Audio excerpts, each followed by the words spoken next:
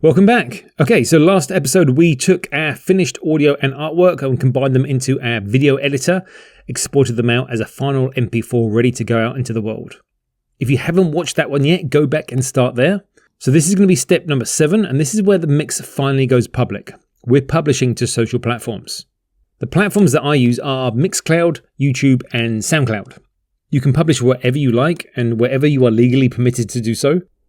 But those 3 are my core channels, and those are the ones that I'll be walking through here.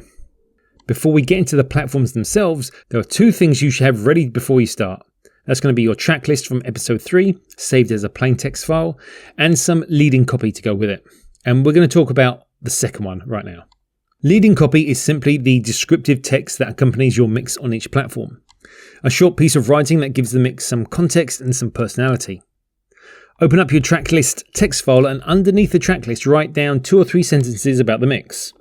Think about what was driving it. Was there a mood? Was there a theme? Was there a particular style that you're going for? Just take a moment to think about what yours might be and write that down. Now this step is optional, but I'd encourage you not to skip it. A short description makes the mix feel more considered, and it gives listeners something to connect with, and it helps search algorithms index your content more efficiently.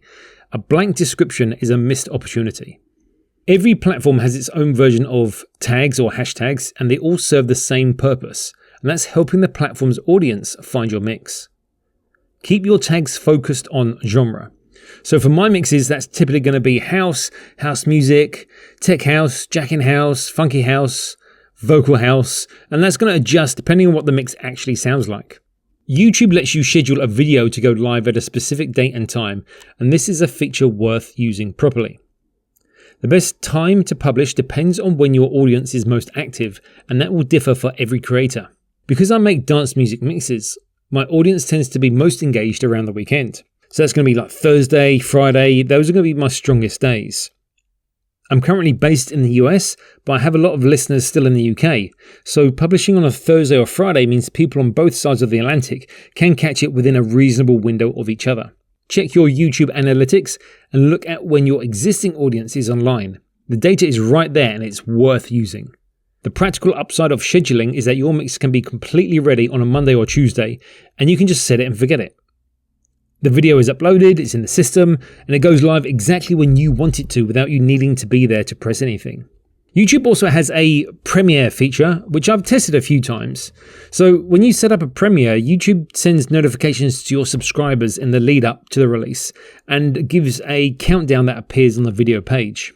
Now this is worth saying clearly because it's something that a lot of DJs don't think carefully enough about. If you're playing other people's music, and almost all DJs are, you do not own the rights to that music. Simply buying a track on TrackSource or Beatport does not give you distribution rights. Each platform handles this differently. So YouTube is generally quite permissive for underground music, and in most cases your mix will go up without issue. What YouTube will do is prevent you from monetizing the video directly because the revenue from your content belongs to the copyright holders and not you.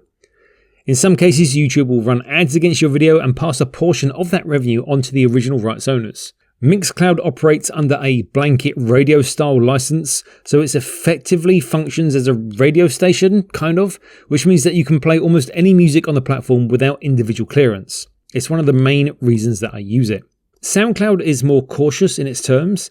They will allow you to publish mixes, but I recommend switching off the download option for any mix that includes music that you don't own. Ultimately, regardless of what any platform allows, it is your responsibility to understand the copyright laws that apply in your country and make sure that what you're doing is compliant. Do not take my word as legal advice. Do your own research. So that's going to be it for episode 7. We have covered leading copy, tags, scheduling, copyright awareness, and why the tracklist matters. In the next episode, I'll show you how to publish your mix so it reaches podcast platforms like Apple Podcasts, Spotify, and Amazon Music. I'll see you there.